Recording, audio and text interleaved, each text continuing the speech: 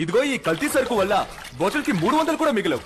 Iranian యాత్రికుడు అల్ బరూని ఆ రోజుల్లో భారతదేశం పర్యటించాడు. ఆ రోజుల్లో అంటే ఏ రోజుల్లో సారు? ఏమో సార్, ఆవిడకి తెలుసు. అంటే చదవలేదరా నువ్వు? పర్యటించినప్పుడు ఆయన ఏం చెప్పాడంటే, ఏం చెప్పాడు?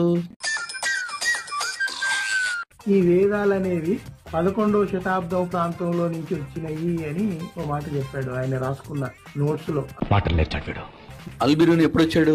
సుమారు 11వ శతాబ్దంలో వచ్చాడు భారతదేశానికి. 11వ శతాబ్దంలో వచ్చినాడు వేదాలు 11వ శతాబ్దం నాటి అని చెప్పాడే నీకు? అది ఆ పుస్తకంలో రాశాడా? నువ్వు చదివావు ఆ పుస్తకాన్ని? ఒక 2 నిమిషాలు పాస్ అవుతుంది. అసలు అల్బిరూని వచ్చినప్పుడు ఈ ఏడీబీసీ సిస్టమ్ గానీ ఈ శతాబ్దాల సిస్టమ్ గానీ తనకు తెలుసా? అసలు ఉందా అసలు ప్రాచుర్యంలో? ఉంటది. ఫిజిక్స్ ఎందుకు ఉండదు బీకామ్ లో? ఏం మాట్లాడుతున్నారు? మీరు వెతుక్కోండి, మీకు దొరుకుతుంది. అది పోయి చూసుకోమన్నావు కదా, ఆ పుస్తకంలో చూశాను ఇప్పుడే. ఇక్కడెక్కడ నువ్వు చెప్పినట్టు 11వ శతాబ్దంలో వేదాలు వచ్చినాయని చెప్పలేదే. భారతీయులు వేదాలు బ్రహ్మ నుంచి వచ్చినాయని చెప్పి నమ్ముతారు. అవి గురుముఖత నుంచే శిష్యులకు చేరుస్తారు. రాయరు, రాస్తే తప్పులు వచ్చే అవకాశం ఉంది.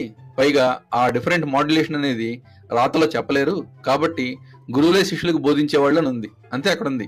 మేడి పండు చూడ మేలిమయుండు, పొట్ట విప్పి చూడ పురుగులుండు అనే పద్యాన్ని నిన్ను చూసే రాసినట్టున్నారు. నోరు తెరిచి దగ్గర నుంచి అబద్ధాలేగా. చెత్త మనుషులు, చెత్త బతుకులు, పట్టసిన అంబోతుల తయారు.